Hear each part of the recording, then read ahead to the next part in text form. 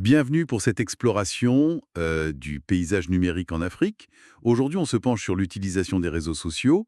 On a un classement intéressant des 10 pays africains avec le plus d'utilisateurs. Ce sont des estimations pour février 2025, compilées par chez Jucomdem, basées sur les données de We Are Social et Meltwater. L'idée, c'est d'aller voir un peu au-delà des chiffres bruts. Qui mène la danse? Quelle est l'ampleur de cette connectivité? Bon, alors allons-y. En tête de liste, on a l'Égypte. Et là, le chiffre est assez spectaculaire. 50,7 millions d'utilisateurs. C'est vraiment énorme. Ah oui, ce chiffre pour l'Égypte est colossal, c'est clair. Ça donne vraiment le ton. Et c'est fascinant de voir cette domination, en fait.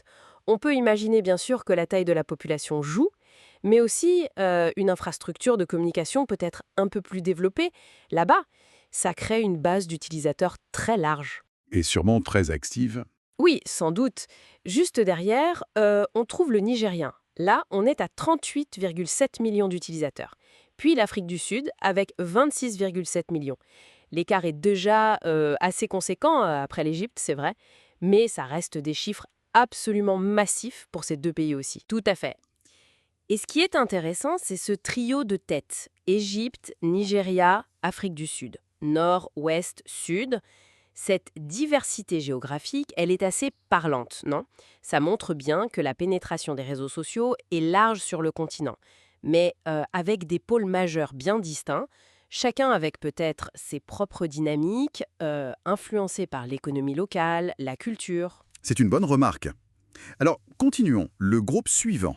L'Algérie, quatrième, avec 25,6 millions. Et juste après, le Maroc, 21,3 millions.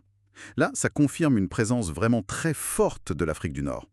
On a quand même 3 pays du Maghreb dans le top 5. Comment on peut interpréter ça? Oui, c'est une observation vraiment clé. Le Maghreb, c'est clairement un bloc important. Au-delà de la géographie, on peut penser aux affinités culturelles, linguistiques aussi, l'arabe, le français qui sont très présents, et peut-être des stratégies de déploiement des plateformes qui sont similaires dans cette région. Ça pose aussi la question des sphères d'influence francophones et anglophones qui se dessinent dans ce top 10. Très juste, oui. Bon, passons à la deuxième moitié du classement. On a le Kenya qui arrive avec 15,1 millions d'utilisateurs. Et ensuite, on observe une marche assez nette vers le bas quand même. L'Éthiopie est à 8,3 millions, le Ghana 7,75, la Côte d'Ivoire 7,55, et on termine ce top 10 avec la République démocratique du Congo à 7,35 millions. L'écart avec le sommet est frappant ici, non? L'écart est important, oui c'est vrai, mais attention, il ne faut pas minimiser ces chiffres pour autant. Quand on parle de 7 à 8 millions d'utilisateurs pour des pays comme l'Éthiopie, le Ghana, la Côte d'Ivoire ou la RDC, c'est déjà une adoption vraiment significative.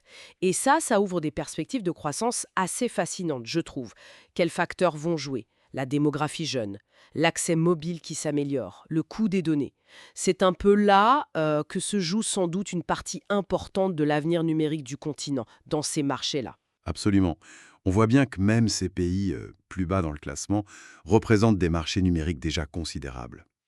Donc si on résume un peu ce classement, il nous montre une Afrique bien connectée, dominée, c'est vrai, par l'Égypte et le Nigeria, mais avec une belle mosaïque de nations très actives, venant de toutes les grandes régions du continent. En effet, ces chiffres, bon, ils dessinent une carte de la connectivité, c'est une chose, mais ils invitent surtout à réfléchir un peu plus loin, je crois.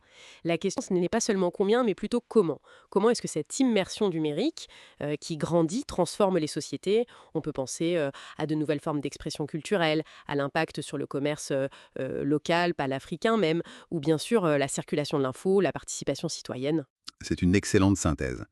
Ça ouvre pas mal de portes.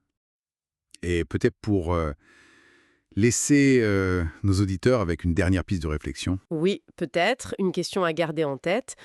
Au-delà de ces millions d'utilisateurs connectés, qu'en est-il de la fracture numérique qui pourrait exister à l'intérieur même de ces pays leaders? Qui sont ceux qui restent sur le côté, déconnectés?